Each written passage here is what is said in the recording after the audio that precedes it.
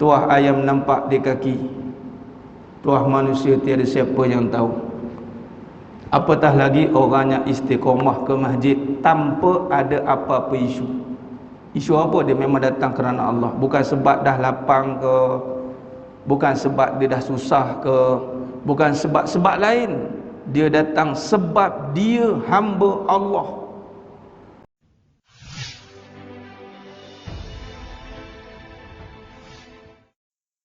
Assalamualaikum warahmatullahi wabarakatuh.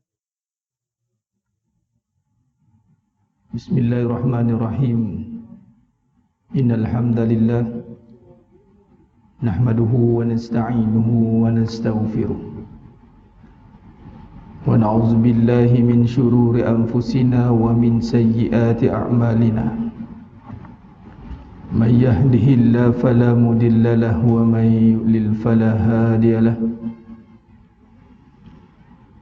أشهد أن لا إله إلا الله وحده لا شريك له وأشهد أن محمدا عبده ورسوله اللهم صل على محمد وعلى آل محمد رب يسر ولا تعسر بتمم بالخير رب اشرح لي صدري ويسر لي أمري واحلل عقدة من لساني يفقه قولي اللهم افتح علينا حكمتك وانشر علينا من خزائن رحمتك يا أرحم الراحمين والله الذي لا إله إلا هو عالم الغيب والشهادة هو الرحمن الرحيم والله الذي لا إله إلا هو الملك القدوس السلام المؤمن المهيمن العزيز الجبار المتكبر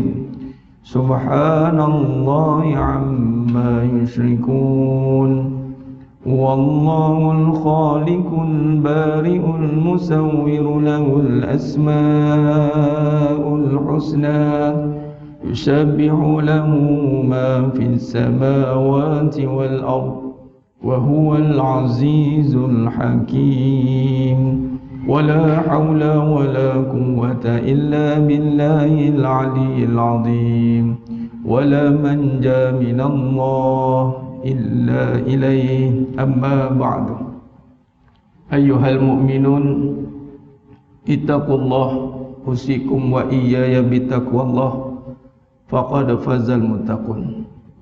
Sidang jemaah yang dimuliakan Allah Subhanahu wa taala, para tetamu-tetamu Allah yang dimuliakan pada malam yang penuh barakah ini, yang dijemput hadir oleh Allah Subhanahu wa taala dengan satu niat dan tujuan untuk mendapatkan redha-Nya melalui amalan pengimarahan rumah Allah Subhanahu wa taala. Allah berfirman dalam surah Taubah ayat 18, innama ya'muru masajidallahi man amana billah wal yaumil akhir. Hanya saja yang layak mengimarahkan rumah Allah ini adalah orang yang beriman kepada Allah SWT dan percaya pada hari akhirat. Seringkali saya ulang dalam mukadimah kuliah saya, tazkirah, tausiah, apatah lagi kalau dijemput di rumah Allah, di masjid. Menjadi satu perkara tidak lengkap kalau kita tidak ingatkan tujuan kita datang di sini. Alhamdulillah Allah pilih kita setiap hari. Dan dalam ramai-ramai kita yang terpilih. Ada yang tekankan suruh kempen biar lagi ramai datang katanya. Saya pun cakap, saya antara orang yang paling drastik melihat peranan rumah Allah ni. Drastik tu apa? Saya tidak melihat satu tempat yang lain yang lebih penting daripada rumah Allah Ta'ala. Dan bukan dilihat sebagai tempat yang last option, last resort orang kata. Last option, dah ada masa baru nak datang. Sedangkan rumah Allah SWT ini adalah tempat yang dinisbahkan tentang orang beriman. Walaupun dengan diuji dengan pelbagai kaedah dengan syarat yang akhir zaman ini sangat mencabar. 2 tahun ini kita diuji dengan macam-macam perkara ni. Dan bagi orang yang beriman, ujian itu bukan halangan. Malah dia memuatkan hati dia untuk lebih dekat dengan Allah SWT. Macam kita nak pergi kerja lah, macam-macam ujian kena. Nak pergi kerja, ujian paling besar apa? Kena duduk ujian. Apa dia? Kena mungkin ambil degree ke, diploma ke, kena nak kerja. Paling kurang SPM ke. Bukannya setahun 2, 5 tahun yang ambil SPM tu. Duduk ujian, jawab biasa. Sebab apa? Nak kerjanya pasal sanggup. Tak cukup dengan tu sambung diploma, 4 tahun ada, 3 tahun ada. Tak cukup dengan tu sambung degree. Tak cukup dengan tu sambung master, ambil PhD, dapat doktor. Buat apa? Pergi kerja. Sanggup hadapi? Sanggup kata. Ujian tak tu? Ujian lah. Lulus tidak? Kalau tak lulus tak sampai. Kalau tak lulus tak kerja katanya. Masuk-masuk mana ni, tengok result, gagal, fail, dismiss. Jadi yang datang masjid ni lulus ujian tak? Sampai tu lulus dah tu. Tinggal lagi cara pandang. Kadang-kadang orang dah dapat kerja tu dah bagus dah, tapi lama-lama dia bosan. Ada satu tempat tu saya dijemput untuk bagi training. Part time saya tu bagi training, corporate training, part time. Full time saya bagi ceramah kat sini. Itu ada orang tegur. Dia komen, saya komen satu ni mukadimah dululah, cerita hal semasa, isu semasa sekejap. Saya komenlah tentang isu masjid. Adalah statement itu, tak perlu dah saya kata di sini, statement tu cukup di Facebook ya. Tiba-tiba ada seorang komen, jangan sembang lebih kata. Tu dia. Dia kata saya sembang lebih kata. Kita nak cakap, kenal siapa saya? Contoh kan. Kita ni 2 hari lagi pergi masjid, ulang-alik masjid ni. Saya cakap kat dia, saya ni komitmen dengan masjid, saya tak nampak tempat lain yang lebih besar daripada masjid. Walaupun kat luar tu kadang bayar saya 5 figure. Satu training, 2 training, kadang-kadang tu subhanallah. Tapi tidak boleh mengalahkan tempat di sini. Gabrah ada, kita nervous ni nak datang buat persiapan itu tak sama macam bagi dekat tempat yang di luar sana. Ini ustaz, ni yang datang ni, attendant ni, participant kita ni semua ni yang ni. Yalah. Kita jaga protokol. Tapi tak sama datang macam kat masjid tuan-tuan, ni semua ni tetamu Allah ni. Tuan-tuan tak suka tak apa. Jangan saya yang tak suka jadi masalah. Kau tak suka tetamu aku ke? Sudah. Ni nervous ni nak layan tetamu Allah. Bukan kata ramai. Allah kata layan tetamu. Tetamu bukan perlu ramai. Tetamu raja. Seorang pun cukup lah. Perdana Menteri. Bayangkan. Contoh. Ataupun raja seorang lah. Tetamu dia seorang lah. Tapi kerana dia ni tetamu kepada raja, maka dia jadi orang besar. Jadi tuan-tuan semuanya datang ni tetamu raja. Saya setiap malam meraihkan tetamu raja. Bukan raja saja. Raja bagi segala raja. Tengok saya olah macam mana masjid. Bukan sekadar untuk meramaikan masjid saja tuan-tuan. Kalau ramai datang saja tapi pandangan terhadap masjid sama macam tempat luar, buat apa? Ini mukadimah kita. Berapa ramai yang datang masjid, ni bukan belum kira yang tak datang. Yang datang baru. Datang dengan keadaan yang very, orang kata buat persiapan, preparation, datang dengan jumpa Allah tuan-tuan. Ini bukan datang tempat lain. Ni bukan amountnya cerita, ni bukan kata masanya cerita, ini tentang komitmen. Bagaimana kita meletakkan diri kita sebagai komitmen, sebagai contoh Perdana Menteri kena report duty kepada Istana Raja, kena datang macam tu. Jadi sebagai khalifah kena datang masjid, report duty dia sebagai khalifah, menjadi saksi di hadapan Allah, dia datang masjid. Saya kempen macam tu. Sehingga saya katakan apa? Masjid pusat pemerintahan dunia. Bukan dah tak ada apa dengan dunia baru datang masjid. Bukan kata dah settle dunia, dah senang baru datang sini. Tu mukadimah tuan. Sebab baru kena komen, berangat lagi ni. Ya Allah, tak apa. Mana tahulah dia tengok live ke, manalah tahu kan. Ni bukan cakap kat sini ni, kita cakap yang tengah nak tengok yang kat luar tu. Tu dia. Memang sidang jemaah yang muliakan Allah Ta'ala. Melangkah kaki, kalau katalah ini Allah buka hijab datang ke istana tuan-tuan. Subhanallah, persiapan kita macam mana? Memang takkan boleh sama, lebih tinggi pada istana. Ni rumah. yang melibatkan tentang Allah SWT. Nabi SAW tak ada pusat pemerintahan lain. Di Madinatul Munawwarah, itulah Masjid Nabawi, itulah tempat Nabi solat, itulah tempat Nabi mentadbir dunia dan seisinya. Tak ada nak pergi bawa mutawif kata, ni tempat Nabi, ni skyscraper, ini tempat pusat pentadbiran Nabi. Dah, itulah Masjid Nabawi yang masuk begini-gini nak masuk ni. Tak ada. Dan Muhammad Al-Fatih ketika berada dalam pemerintahan Nakluki Konstantin, mula-mula sekali dia pergi masjid. Semua panglima Khalifah Ar-Rasyidin, masjid tempat pertama.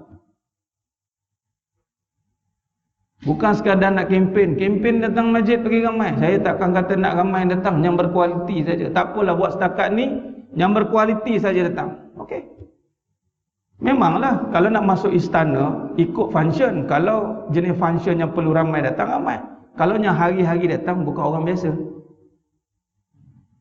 Kalau yang boleh masuk keluar masuk istana hari-hari tanpa function, itu bukan orang biasa. Dia mesti ada Christ depan dia tu. Tak pun orang istana ataupun orang raja, orang kanan dia, orang yang dia nak. Kalau tuan-tuan boleh ulang-alik masjid tanpa ada apa-apa function, tuan-tuan bukan orang biasa. Kalau boleh rasa kan. Tapi takkanlah datang berkepak di situ, tak ada. Ni aku ni orang luar biasa datang, tak ada. Dia orang yang datang masjid, kalau betul hadir hatinya dengan nak mengimarahkan rahmat Allah, khuduk dan tawaduk. Tak.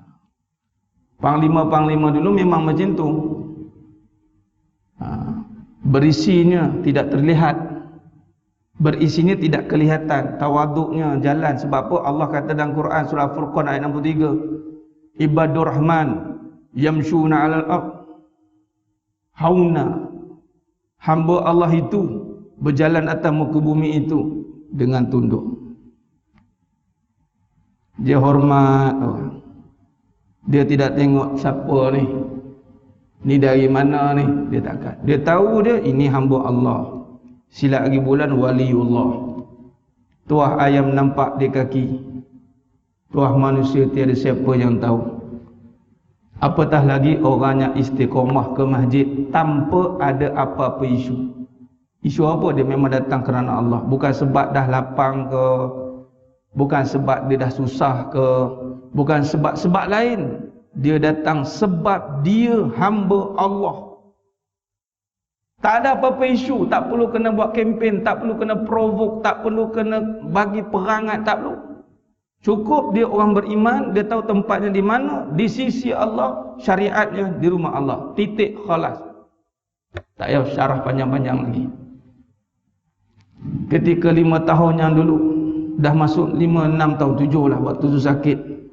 Jadual saya tak spek ini, 30 hari 30 malam. Saya minta ke Allah Ta'ala, ya Allah aku nak bekerja dengan kau. Ini saya kongsikan ni tuan-tuan. Kita kadang-kadang kita nak sangat bekerja dengan satu company berhad, satu institusi, satu organisasi, legasi yang besar-besar. Tapi kita tak rasa teringin nak kerja dengan Allah SWT. Kita anggap dengan Allah ni tak ada kerja. Sedangkan dengan Allah lah kerja utama kita. Af'al yang utama itu dengan Allah. Hablum minallah wa hablum minan nas. Jadi rupanya bila kita minta, ya Allah aku nak kerja dengan kau, ya Allah, minta. Masa tu saya tengah sakit, terlantar 3 bulan sakit. Jadual ada dulu tapi tak spek ni dalam sebulan 15 kali, 16 kali. Saya kata, ya Allah aku nak berkhidmat dengan kau. Rupanya Allah bagi sehat dan tuan-tuan. Memang ke masjid lah. Rupanya kerja utama orang beriman ini, kalau dia dipilih Allah untuk bekerja dengan Allah, itu dia tidak akan lekang di masjid. Dia akan datang macam mana datang ofis. Melekat tuan-tuan. Dia datang ofis. Tak boleh MC. Nak pula orang penting. Orang penting boleh minta cuti. Bos nak minta cuti macam mana? Aku tak tahu nak cuti macam mana. Duduk rumah pun pergi ke ofis. Macam tu lah. Lain sekali work from home. Home pun jadi ofis. Macam tu. Bayangkan. Tu maksudnya lagi tinggi kedudukan seseorang itu, makin dia tak terpisah dengan keadaan itu. Maka makin dekat dia dengan Allah Ta'ala dalam konteks iman, maka masjid ini tidak berpisah dia. Sebab tu ada hadis tentang menyatakan 7 golongan yang mendapat naungan di Yaumul Mahsyar, itu hatinya berpaut dengan masjid. Rijal, lelaki. Jadi kita syariat badan keluar, jasad di luar. Tempoh hari saya pernah sentuh. Kita kena buat apa? Kita tinggalkan hati kita di masjid. Biar kat luar tu tak ada hati. Nak cepat-cepat habis, nak cepat-cepat settle. Biar kat luar tuan-tuan tak ada hati. Hati kat mana? Kat sini. Bila hati kita ibarat server lah, server, super komputer kat sini. Apa-apa yang berkaitan tentang hati yang perlukan pertolongan Allah SWT, server dapat. Signal turun, pum, dapat. Contoh dalam rumah tangga, perlukan hati. Rumah tangga perlukan hati sebab 1-2 jiwa yang disatukan. Maka mana-mana yang meletakkan hatinya di masjid, dia akan dapat pertolongan Allah. Maka bersatulah hati dia di luar sana. Di barat macam tu. Pemimpin, dia bukan meletakkan hati di luar, di dalam tidak. Dia panggil hudur hati. Sebab tu meninggalkan hati di dalam. Keluar jasad saja. Hakikat tinggal di sini. Jasad berada di luar. Sebul kat sini. Macam sekarang teknologi komputer semua contoh. Ini buat live. Live-nya kat sini. Kat luar boleh sampai ke mana-mana. Macam itulah. Hati kat sini, tapi jasad boleh sampai ke mana-mana. Itu kaedah dia. Jadi maknanya dalam konteks kehidupan ni, memandangkan juga dalam perbahasan, walaupun ni pergajian umum, saya buat kajian dalam kaedah hakikat kehidupan dalam perbahasan tauhid dan tasawuf. Ada perbahasan khusus, dia panggil hakikat kehidupan, dia panggil tafsir kehidupan ataupun tadabbur kehidupan. Jangan kita dengar, biasa itulah yang kita buat, yang saya tekankan dalam pengajian. Kita boleh tafsir Al-Quran, Alhamdulillah. Memang itu mesti kita fahami. Dan Al-Quran itu iman. Kita mengaji tentang Al-Quran. Baik. Bila kita mengaji Al-Quran, kita kena faham Al-Quran itu turun, dia ada asbabun nuzul. Asbabun nuzul Al-Quran itu, dia akan reflect kepada permasalahan kehidupan. Ini bermakna perbahasan tentang kehidupan tidak boleh dibiarkan. Kerana apa? Dia ada kaitan dengan asbabun nuzul Al-Quran. Kalau kita hanya mengkaji satu sudut tanpa mengaitkan dengan kehidupan malah, jangan terkejut ada orang dia tahu tentang Al-Quran tetapi hidupnya tidak keruan. Masih ada keraguan, masih ada kepincangan. Ada, banyak kita jumpa begitu. Kalau tidak, kenapa disunahkan untuk baca Quran? Itu bermula dengan kalam ta'awuz. A'udzu billahi minasyaitonir rajim. Sebab apa? Sebab walaupun kita membaca ayat Al-Quran, tetapi kita masih terdedah dengan fitnah kehidupan. Pernah dengar Abdul Rahman bin Muljam, seorang sahabat besar juga zaman Nabi SAW dan hidup dengan zaman Khulafa' Ar-Rasyidin, Sayyidina Umar Khattab radhiyallahu anhu, sempat hidup zaman Sayyidina Ali bi Abi Talib karamallahu wajhah. Abdul Rahman bin Muljam ini mukri, seorang yang mahir Al-Quran, hafizul Quran. Sehingga ketika zaman Sayyidina Umar Khattab radhiyallahu anhu menghantar menjadi gubernur, menghantar ke Mesir untuk menjadi orang utama, ibarat macam pembesar sana, mengajar tentang Al-Quran. Abdul Rahman bin Muljam. Tuan-tuan tahu apa riwayat akhir hidup Abdul Rahman bin Muljam ni? Bin Muljam, dialah yang membunuh Sayyidina Ali bin Abi Talib karamallahu wajhah. Kenapa? Kerana dia telah tertipu dengan pikiran dia. Dia panggil Khawarij. Dia mula ada je yang bertentang. Dia mula mengagungkan akal dia. Dia mula menterjemahkan Al-Quran, dia hafal, tapi akalnya itu difitnah oleh kehidupan. Dia fitnahnya, difitnah. Siapa yang fitnah mengacun? Syaitan, iblis lah. Kenapa boleh jadi begitu? Sebab iblis pun ngapa Quran juga. Tak percaya, pergi merawat, pergi join ruqyah mana-mana saja, tengok mana-mana ustaznya ruqyah tu, try lah ikut. Ustaz nak ambil pengalaman boleh, ustaz nak join ruqyah boleh.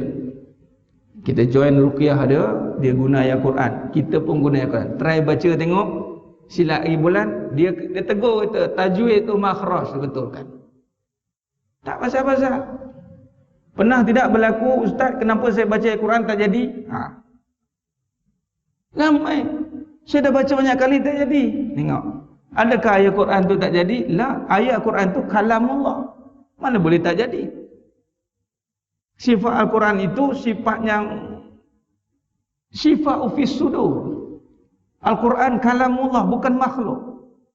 Al-Quran itu mukjizat, kalamullah. Kenapa baca tak jadi? Sebab ada keraguan dalam hati. Sama macam kita sebut nama Allah. Sebut nama Allah, tapi kenapa tak jadi? Sebab sebut saja, tapi tidak dari hati. Khalas. Tahulah sebab apa. Jadi sebab itu, kenapa ada gangguan hati tadi? Kenapa sedangkan kita sudah beramal, tetapi masih ada gangguan hati? Kerana fitnah kehidupan tadi. Ada dalil tidak? Ada. Nabi ajar kita doa sebelum bagi salam. Apa doanya Nabi ajar? Minta lindung daripada azab jahannam wa azabil qabr wa fitnatil mahya wal mamat wa fitnatil masih dajjal. 3 fitnah ni akan bergabung, tuan-tuan. Dan dajjal datang, dia tak perlu baca ayat Quran, cukup dia uji kehidupan susah dan senang. Dia bentangkan di hadapan di manusia itu, yang susah dikatakan senang, yang senang dikatakan susah. Dia twist, dan dia akan bawa manusia untuk ragu dengan ayat-ayat Al-Quran. Cukup dengan kesusahan yang berlaku. Ada juga yang dapat bagi report, disediakan tempat untuk berteduh di masjid.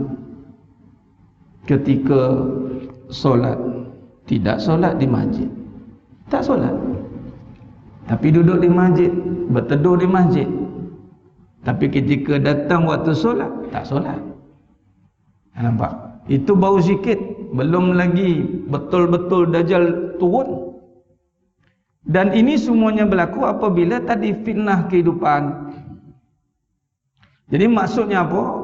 Fitnah kehidupan ini akan terlerai, terungkai bila kita kaji kehidupan, tadabbur kehidupan, atau bahasa saya guna, kita tafsir balik kehidupan. Sebagai contoh, kita tafsir balik apa itu susah, apa itu senang. Sebagai contoh, kita tafsir balik tentang hubung kait, contoh kehidupan dan masjid. Ini hanya boleh ditafsir bila kita kaji kehidupan. Kalau tidak, dia tak nampak kehidupan dia kat sini. Apa kaitan hidup dia dengan kerja dengan masjid? Tak connected. Tak connect. Masjid-masjid lah. Free nanti datang. Yang free nanti datang. Belum lagi diuji macam ni, tak datang terus. Macam-macam lah alasan bagi. Alasan dia apa? Sekongkol dengan dajjal. Habis tak datang masjid, tak dajjal. Kadang-kadang kita bagi buah gitu orang ni. Kalau dia jadikan propaganda lah perkara jarak ni lah, vaksin lah, saya cakap terang, dia jadi kalau propaganda tu bila kalau kena cucuk. Ni isu dah lama, tapi tak apalah, kita ulang balik, ulang gaji. Lain kalau lepas cucuk tu tak solat, tu kena dajjal kata. Rakaat berapa ya? Sudah. Tak boleh sebut. Tu ya. Tapi tak hilang iman, elok lagi. Mana taklah. Tapi yang boleh buat kita lupa tu apa dia? Dunia tu duit pun boleh melupakan Allah. Apa-apa saja yang melupakan Allah SWT itu fitnah kehidupan. Kalau nak kaji apa tu fitnah, apa saja yang boleh melupakan Allah, dia panggil ghaflah, lalai. Apa saja. Sehingga kan dalam satu hadis Nabi, mafhum hadis, Nabi kata apa? Ad-dunya mal'unatun, mal'unun ma fiha illa zikrullah. Dunia itu mal'unatun, terlaknat. Mal'unun ma fiha, apa saja yang di dalamnya, illa, dari kecuali dia, illa zikrullah. Apa saja yang ada padanya itu zikrullah, baru terselamat daripada la'anallahu alaih. Ini benda yang bahaya. Sebab apa? Apa saja yang menjadi halangan untuk kita ingat kepada Allah SWT, itu akan menjadi perkara yang dimurka oleh Allah. Baik, berbalik tentang fitnah tadi. Apa saja yang menghalang kita untuk datang ke rumah Allah kerana fitnah kehidupan yang menyibukkan sampai tak boleh datang, la'anallahu alaih. Allah laknat tadi. Bukti bahasa mudah begini, ada orang kata tak saya datang tak ingat. Baiklah, kita bagi tamsil kehidupan. Kita jemput datang kenduri, kawan rapat kita, saudara mara kita, adik beradik kita. Mai aku buat kenduri, tutup dia tak datang. Dia kata apa? Tak apa, tak sini kena datang, yang penting ingat hang engkau kahwinkan anak hang. Tak sini kena datang, yang penting aku ingat kau kahwinkan anak. Dah tu kenapa kau tak datang? Dah aku pergi shopping, malah datang dah. Atau sibuklah ada urusan lain. Malah dalam hukum wajib datang kalau tanpa ada apa-apa keuzuran, jemputan. Antara hak yang wajib ditunaikan itu. Bayangkan dah jemput datang, bagi alasan yang penting ingat katanya. Takkan marah kawan tu. Yang penting ingat, kalau dah ingat datanglah, apa yang sibuk noh ya. Lepas tu kalau jumpa lepas dah tahu pula tu.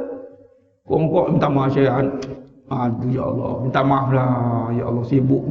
Hari tu hari nak datang, dia bagi reason kita pun tak apa-apa. Ini datang tak tahu.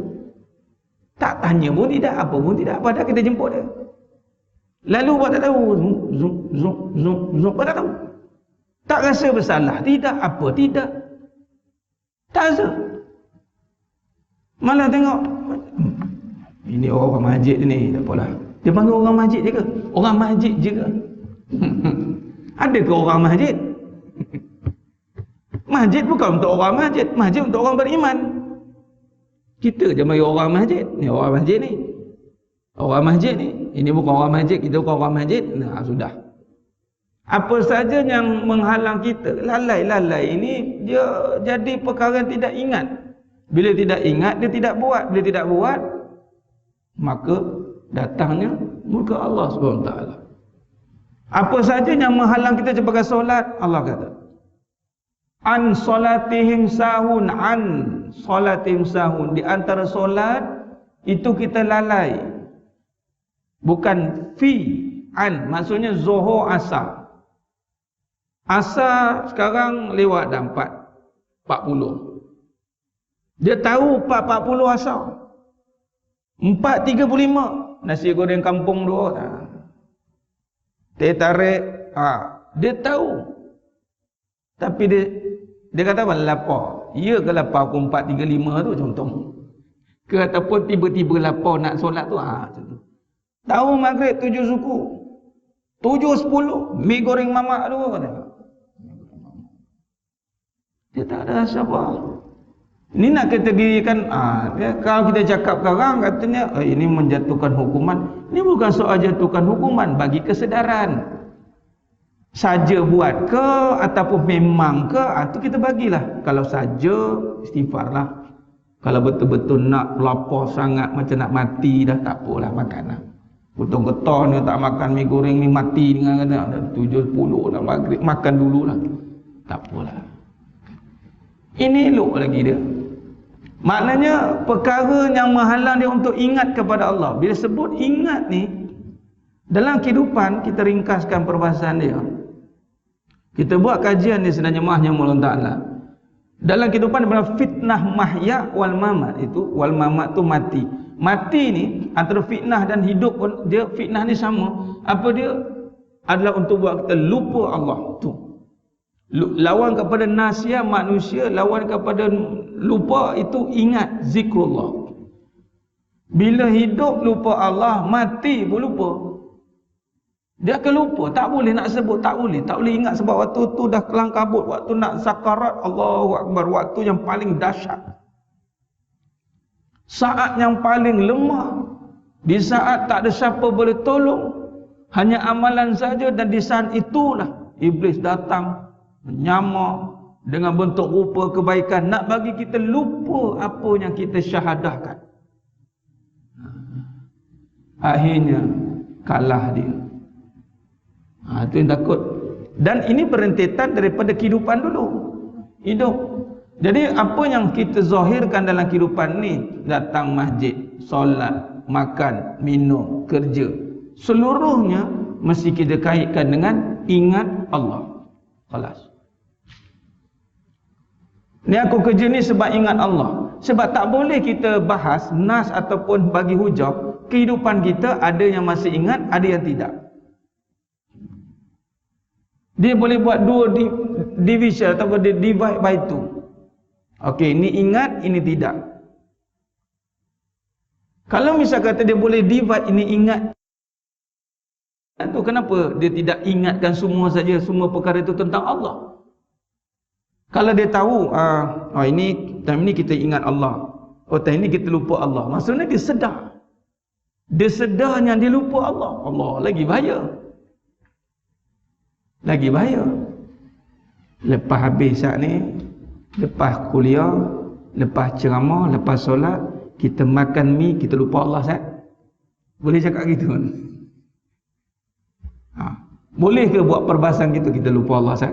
Kita lupa Allah kejap lah, kita sembang pasal projek kita lupa Allah lah kejap, asyik ingat Allah je. Boleh ke perbahasan begitu? Tidak boleh. Walaupun tengah makan mi sembang projek bilion-bilion, dia mesti terjemahan af'al kehidupan itu adalah hasil daripada ingat Allah. Lawan kepada ingat, lupa. Apa saja yang lupa, lanat. Allah. Jadi kita sedang berusaha untuk ingat. Ingat pula terjemahannya bagaimana? Buat diterjemahkan kepada sebut, lafaz. Buat diterjemah dengan perbuatan, af'al. Buat diterjemahkan dengan fikir, yatafakkarun. Mungkin kita tengah sembang, sebut tidak Allah, Allah tidak, alhamdulillah tidak, tapi kita sembang. Contoh tengah makan, tengah borak, tapi kita ingat jangan cakap benda yang haram, jangan cakap benda yang lara, jangan maki orang, jangan kutuk orang. Kita ingat tu. Bermaksud kita tak nak buat yang haram, kita tak nak cakap benda yang lara, kita tak nak cakap benda-benda yang mengundang fitnah. Allah tak suka. Sehingga Nabi SAW kata, barang siapa yang beriman kepada Allah dan Rasul dan hari kiamat, man kana yu'minu billahi wal yaumil akhir falyakul khairan aw liyasmut. Berkata baik atau diam. Atau sekiranya nak berkata, dia berbaik-baik dalam berkata ataupun baik-baik dalam berkata. Berhati-hati dalam berkata-kata. Jangan sampai mengundang dosa. Mana dia orang ingatlah tu. Aku tak kira aku cakap je. Tak kisah aku tak kira orang, aku cakap je. Oh boy. Ni bukan tak kisah orang ni, dosa pahala ni. Malaikat pun tak kisah kita. Aku tak kisah hang siapa. Aku tak nak rasuah aku, nak padam dosa tu. Hang cakap salah, aku catat. Kita kata aku tak kisah, aku tak kira, aku cakap je, aku tak suka, aku cakap. Kita mana boleh cakap ikut apa yang kita suka tak suka. Kita kena cakap dosa ke pahala. Yang aku cakap ni dosa ke tidak. Itu. Walaupun mulut kita berbincang, bercakap soal-soal perkara-perkara yang mungkin tidak straightforward kepada perbahasan ilmiah. Mungkin. Tapi kita tidak akan bercakap perkara yang dilarang oleh agama. Itu. Berfikir kita, yatafakkarun ulul albab. Berfikir, merenung. Mungkin kita tengah diam, tak bercakap, tak terkumak kami, tapi kita merenung. Tengok alam, subhanallah. Alladzina yazkuruna Allah qiyaman wa qu'udan wa ala junubihim. Duduk nyandor kat tiang, tengok. Nyandor dengar kuliah, contoh dengar ni, ingat Allah. Dia kawal pemikiran dia itu tidak menerawang ataupun pergi pada perkara-perkara yang lara juga. Membayangkan berkhayal dengan perkara yang haram. atau perkara-perkaranya, contoh yang tidak ada kena-mengena dengan waktu itu. Contoh tengah solat ni dia membiarkan yatafakkur, patut fikirannya itu dijaga dengan baik, tidak berfikir benda-benda yang tidak ada kena-mengena dengan agama. Kan dia berfikir juga, ada ulama membincangkan begini, pemikiran ni suskar untuk dikawal, tapi kawallah kepada perkara yang baik. Ni tengah solat, Allahu Akbar, sat lagi makan roti canai, cicah kari ayam daging. Dia fikir roti canai bawa. Tapi kalau ada terfikir tentang hukum ke, macam Imam Syafi'i rahimahullah, terfikir tentang hukum, tafadhal. Fikir zikir, fikir tentang kebesaran, tak boleh. Ni fikiran yang tiada kena mengena. Apatah lagi berfikir tentang keburukan, sangka buruk, lagi tak boleh. Sangka buruk, bersangka-sangka. Pemikiran itu ingat, dan perbuatan, af'al. Kalau kita terjemahkan qauli wa fi'li wa qalbi, 3 serentak digabungkan menjadi ingat. Ingat yang terjemahkan semua ini dirangkumkan dalam buat. Bermaksud dalam kehidupan kita nak menjaga segala elemen tadi, fikiran kita, sebutan kita, perbuatan kita. Malah fikiran ini diterjemahkan dengan hati. Bila sebut akal, dia berkaitan tentang hati sebenarnya. Sebab hati ni kalau fikiran je fikir buruk-buruk, menerawang kepada perkara-perkara yang keluar daripada landasan agama. Sebagai contoh, dia apabila akal fikiran ni tidak didasari dengan iman, dia akan tanya, aku tengah susah ni, Allah tak tolong aku ke? Mula fikiran, nak tengok fikiran dia ni fikiran orang beriman ke tidak. Sebab fikiran ni dia akan menentukan dia ni sandaran iman ke tidak. Dia tengah susah, dia boleh kata, ya Allah macam tak adil lah, asyik aku je kena ni. Ataupun tengok orang bagus, asyik dia dapat, aku tak dapat. Nampak? Atau fikiran dia mula fikir benda yang sesuatu perkara yang boleh mendatangkan kerosakan. Dia fikir tentang buruk orang. Dia fikiran itu. Kalau dia tidak boleh mampu mengawal fikiran itu, bermaksud iman dia itu tidak mendalam tentang fikiran dia. Sedangkan iman yang dibangunkan dengan kebenaran ini, dia akan membangunkan fikiran yang jelas. Fikiran dia itu jelas. Jelas tentang apa? Suruhan dan larangan. Sehinggalah datangnya satu yang dipanggil husnuzon, berfikir baik, dia bersangka baik. Dia datang musibah, Allah, inna lillahi wa inna ilaihi raji'un. Dia terus nampak Allah dengan kebesarannya, milik Allah semua ni. Allahu Akbar. Dulu mungkin dengar di telinga, tapi kali ini nampak dengan mata. Bila nampak dengan mata, hati mula terasa. Bila hati terasa, didatangkan kesedaran, barulah mencapai tahap kesedaran yang nyata. Dia terus ke iman. Fikiran dia, fikiran yang terpelihara. Ada orang pemikirannya tidak terpelihara. Sebab apa? Sebab dia tidak ditanamkan dengan keimanan. Jadi kita dalam kehidupan nak menjaga pemikiran itu daripada berfikir daripada perkara-perkara yang mendatangkan murka, dosa. Malah fikiran yang tidak ada kena-mengena tentang, contoh yang dipanggil tentang fikiran yang membawa kepada laga, kelalaian ini dalam konteks keseronokan. Dia fikir nak seronok, happy-happy dia panggil. Ini ada dalam kajian kehidupan dalam bab think positif. Ni dia berfikir positif, tapi positif dia sampai hukum hakam Allah pun dia langgar pun positif. Tak apa, positif lah sikit. Dia langgar hukum Allah, contoh bab aurat, tak apalah. Tak apalah, tak pakai, tak apalah. Kita yang penting happy lah. Sudah. Yang penting happy. Dia fikiran itu dah pergi pada seronok semua benda. Patutnya pemikiran kita ini mesti didorong dengan melihat apa saja perkara kemungkaran, apanya Allah murka, kita kena takut. Fikir, ini murka ni. Kita bukan tengok kepada keadaan orang itu atau keadaan situasi seseorang itu, tapi kita tengok perkara itu, ini salah dari segi agama ni. Dia boleh berfikir. Ada orang cakap kau ni negatif sangat. Ataupun contoh fikir mati entah. Zikrul maut. Kau ni sikit mati, sikit mati. Kita enjoy dulu hidup ni. Mati-matilah. Ada orang kata dalam perbahasan fikir positif tadi, itu meletakkan bila fikir tentang kematian itu perkara yang negatif, low energy, drop katanya. Dia kata, padahal Nabi kata itulah orang bijak, al-qayyis. Orang yang bijak itu berfikir tentang persiapan amalan selepas kematian. Itu orang bijak.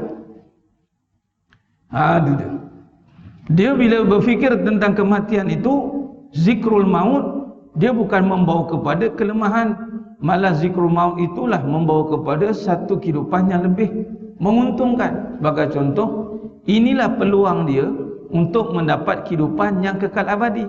Ini peluang kita ni. Macam tu lah. Jadi dia nak buat apa? Dia nak buat yang terbaik lah. Sebab tu dia fikir mati, bukan fikir dah tak ada apa nak buat.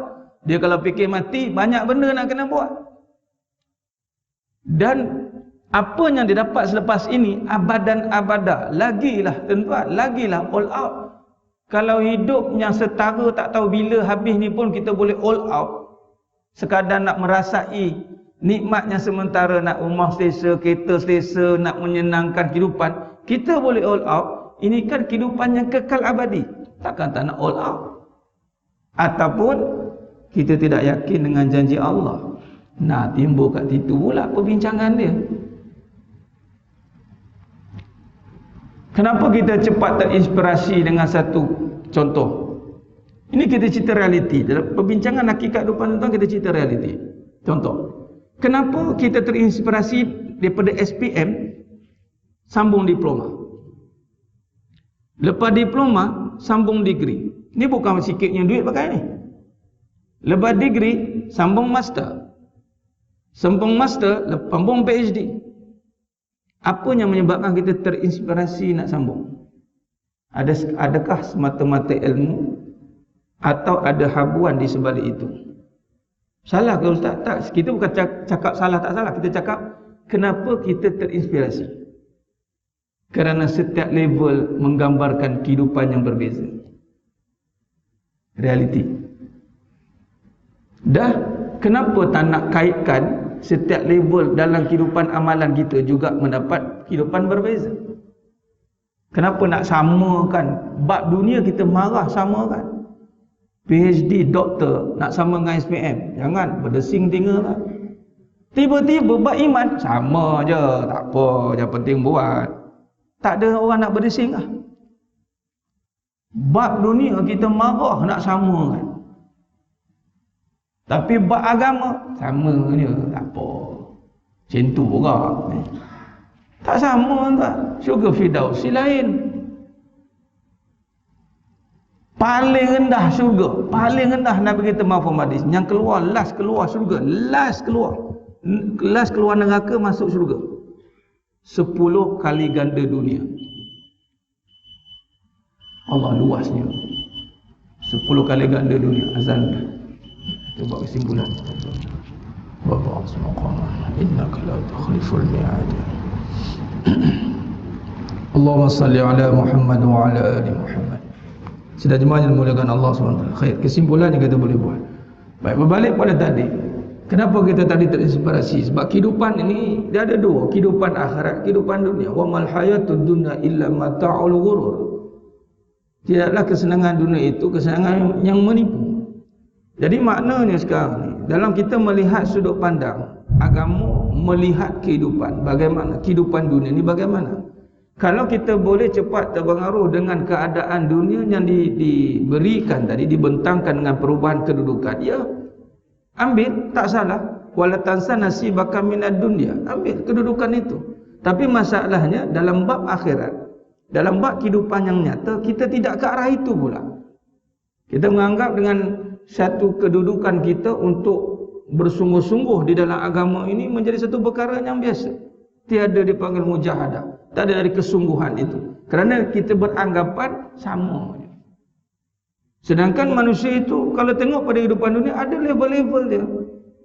Maka begitu juga sebenarnya kehidupan akhirat, dan ini yang lebih utama. Maka sudah jemaah yang muliakan Allah SWT. Maka dengan itulah dalam perbahasan kita mesti melihat kehidupan ini jangan sampai kita terfitnah padanya itu dengan kehidupan yang sementara ini. Sebab itu Imanlah yang akan memperbarui kembali pandangan melihat kehidupan ini. Kehidupan yang seringkali kita hari-hari tengok ni tuan-tuan, hari-hari kita tengok, memanglah cabaran cukup besar untuk mengingatkan kita kembali kehidupan yang sebenar. Sebab dah hari-hari tengok hidup yang ada ni, bimbang-bimbang yang kita nampak sekarang ni yang benar, yang tak nampak itulah nanti-nantilah. Ini hati-hati dan sangat berbahaya. Sebab itu dalam perbahasan hakikat kehidupan itu, kita menyelami dan kita merungkaikan satu persatu perbahasan, berbalik pada perbahasan kita tadi, meletakkan kembali perbahasan yang menjaga penglihatan daripada terfitnah dengan kehidupan. Sebab itulah kita memperhalusi, kita tadabbur, kita mengkaji balik kehidupan. Dan kaedahnya tuan-tuan, sebenarnya Allah Ta'ala antara seperti mana yang Nabi ajar penutup tadi, saya tekankan sebelum nak bagi salam itu, Nabi ajar kita doa minta. Dan kita kena hati-hati sebab kebanyakan kita mungkin lulus dalam sudut amalan. Amalan ni boleh buat insya-Allah. Tapi dalam bab kehidupan itulah yang akan kembali merosakkan kembali amalan yang banyak. Dan iblis gagal dengan keadaan itu. Iblis banyak amalan tapi gagal dengan kehidupan. Kehidupan iblis apa? Tu Nabi Adam AS. Tu kehidupan tu. Dia terlupa. Dia tersilap langkah dalam menilai. Sebab tu kita ada dua sudut pandang yang mesti kita pelihara dan jaga. Dan sebab itu dalam surah Al-Asr juga menekankan tentang watawasaw bil haqq, berpesan-pesan dengan kebenaran. Arti kata lain, mintalah kepada Allah SWT dalam perjuangan dengan keadaan akhir zaman yang begitu mencabar ni, biarlah kita benar dalam melihat, kerana tak semua yang dilihat itu benar. Itu saja. Kita biarlah benar dalam melihat, tak semua yang dilihat itu benar. Maka berhati-hatilah dalam menilai kehidupan yang tidak benar ini. Berhati-hatilah menilai kehidupan ini, jangan sampai kita kembali tertipu dan kita akhirnya hilang apa yang sepatutnya kita pegang. Itu yang kita kena jaga. InsyaAllah mudah-mudahan apa yang kita bincangkan pada malam ini sikit sebanyak memberikan input, memberikan kita panduan sikit sebanyak kaedah dalam melihat dan menilai kehidupan ini, agar kita tahu ke mana arah tuju yang sebenar dan kita tidak tertipu dengan keadaan yang sangat mencabar akhir zaman. InsyaAllah moga-moga semua yang hadir pada malam ini semuanya dan yang menonton semuanya, Allah pilih kita semuanya untuk dimasukkan dalam syurga tanpa hisab. Amin ya rabbal alamin. Mohon ampun maaf daripada saya, kekurangan, kata-kata, kurang bicara. Hanya Allah Ta'ala sajalah yang mampu menyempurnakan perbahasan kita pada malam ini. Aku qouli hadza wa astaghfirullahalazim li wa lakum. Wabillahi taufiq wal hidayah. Assalamualaikum warahmatullahi wabarakatuh. Kita tangguh dengan tasbih kafarah dan suratul asr. Subhanakallahumma wa bihamdik, asyhadu an la ilaha illa anta. Bismillahirrahmanirrahim. Wal 'asr innal insana lafi khusr illa alladziina aamanu wa 'amilus shalihati wa tawassaw bil haqqi wa tawassaw bis sabr. Wallahu a'lam bissawab. Takbir. Allah